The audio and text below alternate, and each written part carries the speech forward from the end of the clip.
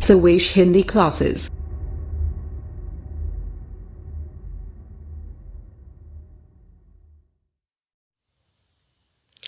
Hello नमस्कार दोस्तों, कैसे हैं आप लोग। भाई स्वागत है आप सभी लोगों का हमारे यूट्यूब चैनल में। जैसा कि आप लोग जानते हैं, हम समय समय पर हिंदी तथा सामान्य ज्ञान से संबंधित कक्षाएं लाते रहते हैं। उसी के क्रम में हम आज आपके लिए लेकर के आए हैं सामान्य ज्ञान से संबंधित कुछ महत्वपूर्ण प्रश्न। ये सामान्य ज्ञान हमारा इतिहास से संबंधित है, इसको कह लेंगे कि ऐतिहासिक सामान्य ज्ञान। जी हाँ, जैसा कि आप स्क्रीन पर देख पा रहे होंगे, हमारा पहला प्रश्न है वैदिक काल की अवधि। और आज हम इतिहास से संबंधित प्रश्न लेकर के आए हैं वैदिक कालीन सभ्यता से। हमारा पहला प्रश्न है वैदिक काल की अवधि। जी हाँ, वैदिक काल कब से कब तक का रहा, कब से कब तक माना गया वैदिक काल। तो वैदिक काल हमारा रहा है 1500 ईसा पूर्व से लेकर के 600 ईसा पूर्व तक। ईसा पूर्व का मतलब आप लोग जानते ही हैं। ईसा पूर्व का मतलब होता है बिफोर क्राइस्ट, यानी ईसा मसीह के जन्म से पहले का जो समय है उसको हम कहते हैं ईसा पूर्व। तो वैदिक काल की अवधि क्या है दोस्तों? 1500 ईसा पूर्व से लेकर के 600 ईसा पूर्व तक का समय वैदिक काल कहलाता है। हमारा अगला प्रश्न है सप्त सैंधव प्रदेश। जी हाँ, सप्त सैंधव प्रदेश क्या है? तो हमारा है सिंधु, रावी, व्यास, झेलम, चिनाब, सतलज और सरस्वती। जी हाँ, नामों को सुन करके, नामों को पढ़ करके आप अंदाज़ा लगा चुके होंगे कि ये नाम किसके हैं। जी हाँ दोस्तों, ये नाम है नदियों के। किसके नाम हैं? नदियों के नाम हैं। और इन सातों नदियों के आसपास का जो क्षेत्र है, इनसे जो अभिसिंचित क्षेत्र है, इनके जल से जो सिंचित क्षेत्र है, वो कहलाता है सप्त सैंधव प्रदेश। इन सातों नदियों के पानी से सिंचित क्षेत्र को कहते हैं सप्त सैंधव प्रदेश। क्या कहते हैं दोस्तों? सप्त सैंधव प्रदेश कहते हैं।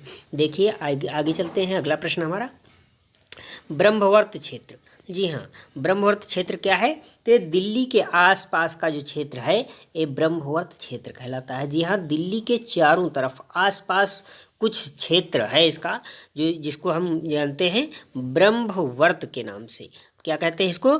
ब्रह्मवर्त क्षेत्र कहते हैं। जी हाँ, अगला प्रश्न देखते हैं। ब्रह्मर्ष क्या है? जी हाँ, गंगा और यमुना का दोआब क्षेत्र जो है, गंगा और यमुना का जो दोआब क्षेत्र है उसको कहते हैं ब्रह्मर्षि।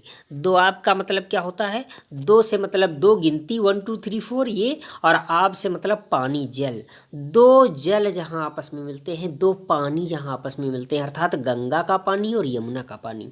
इन दोनों नदियों के बीच का जो क्षेत्र है, गंगा के पानी से सिंचित क्षेत्र और यमुना के पानी से अभिसिंचित क्षेत्र, बीच का क्षेत्र कहलाता है दोआब क्षेत्र। क्या कहलाता है दोस्तों? दोआब क्षेत्र कहलाता है। देखिए अगला प्रश्न देखते हैं। चलिए हम प्रश्न नंबर हमारा है 5, आर्यावर्त क्षेत्र। जी हाँ, आर्यावर्त क्षेत्र क्या होता है? आर्यावर्त क्षेत्र कहते किसे हैं? तो इससे पहले हमने सप्त सैंधव प्रदेश पढ़ लिया है। जी हाँ, 7 नदियों से घिरा हुआ सप्त सैंधव प्रदेश है। ब्रह्मवर्त क्षेत्र है, दिल्ली के आसपास का क्षेत्र है ना। और ब्रह्मर्षि तथा हिमालय से विंध्याचल पर्वत तक का जो क्षेत्र है ये आर्यावर्त क्षेत्र कहलाता है। क्या कहलाता है दोस्तों? आर्यावर्त क्षेत्र कहलाता है। सप्त सैंधव प्रदेश, ब्रह्मवर्त, ब्रह्मर्षि तथा हिमालय से विंध्याचल पर्वत तक का क्षेत्र कहलाता है आर्यावर्त क्षेत्र। क्या कहलाता है? आर्यावर्त क्षेत्र कहलाता है। दक्षिणापथ किसे कहते हैं? दक्षिणापथ क्या है?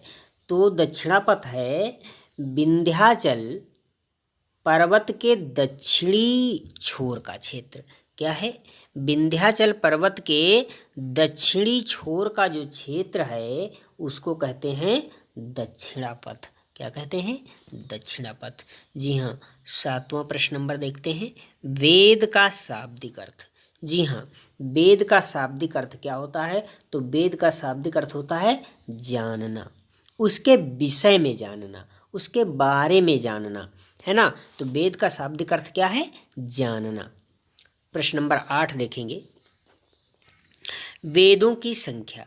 जी हाँ, वेदों की संख्या कितनी है? तो वेदों की संख्या है 4। कितनी है?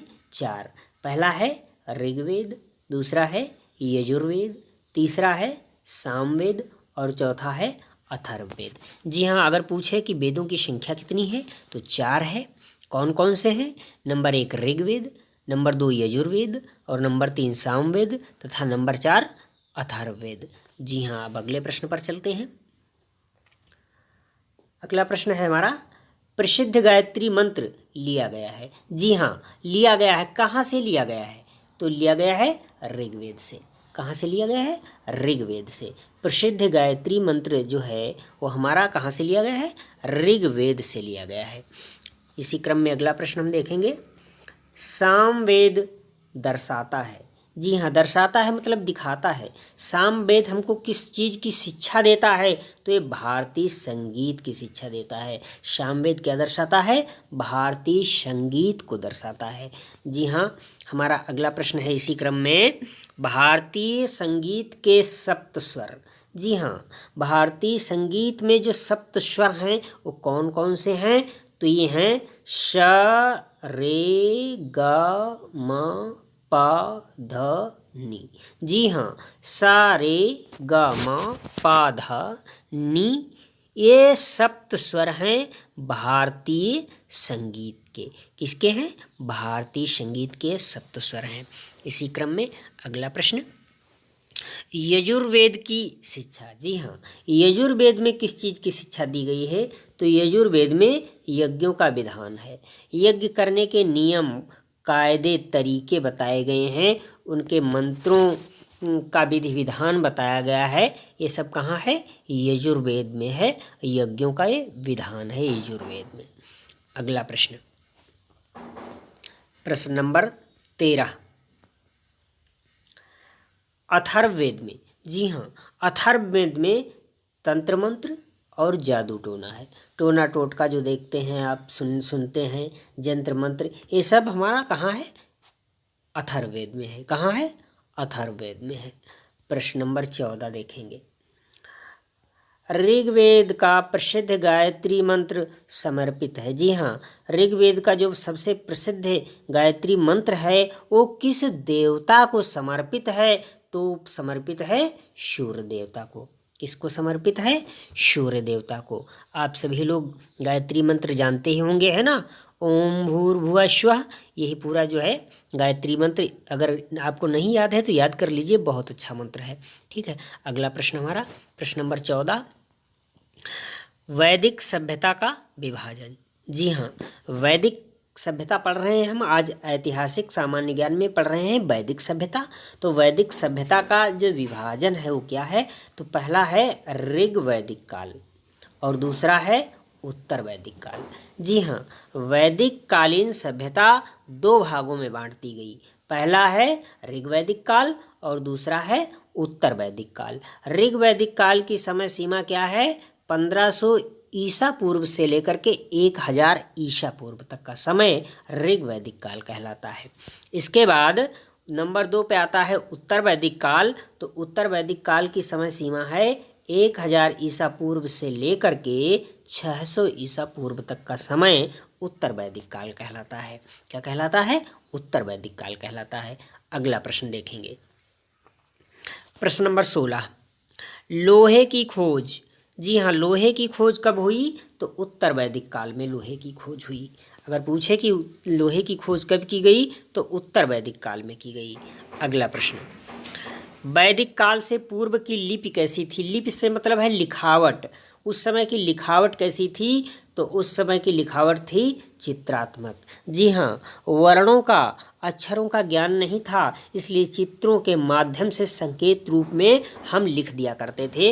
वो हमारी लिपि कैसी हुआ करती थी? चित्रात्मक लिपि हुआ करती थी। प्रश्न नंबर अगला देखेंगे,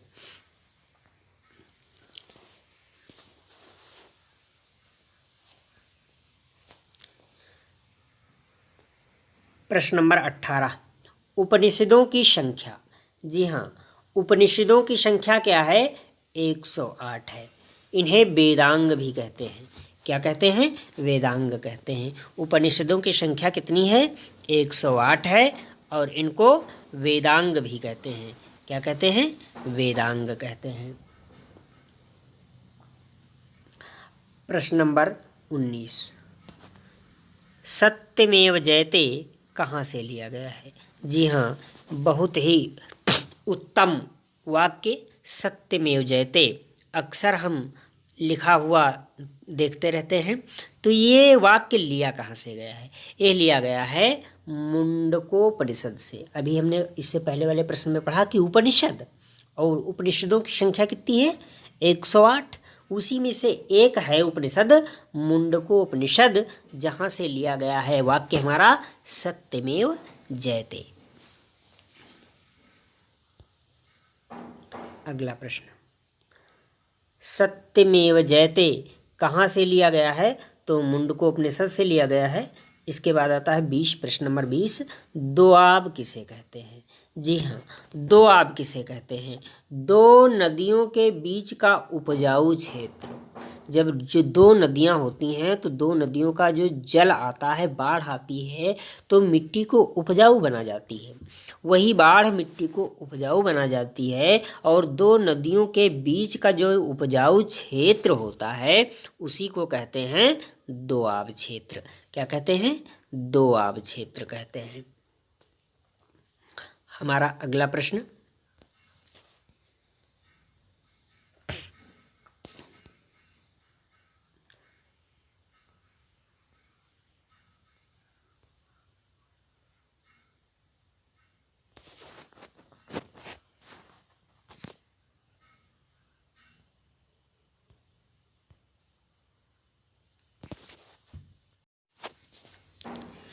दोस्तों आज की हमारी क्लास आप लोगों को कैसी लगी? कमेंट बॉक्स में लिख करके हमें जवाब दें। और अगर आप हमारे चैनल पर नए हैं, अभी तक हमारा चैनल आपने सब्सक्राइब नहीं किया है तो प्लीज़ सब्सक्राइब कर लीजिए, अपने दोस्तों के साथ शेयर कर दीजिए, लाइक कर दीजिए। अगर आपको हमारी कक्षा अच्छी लगी है तो लाइक कर दीजिए, अगर अच्छी नहीं लगी है तो डिसलाइक कर दीजिए, ताकि हमें पता तो चले, हमें खबर हो कि हमारी कक्षाएं आपको कैसी लग रही हैं। इसी के साथ दोस्तों धन्यवाद।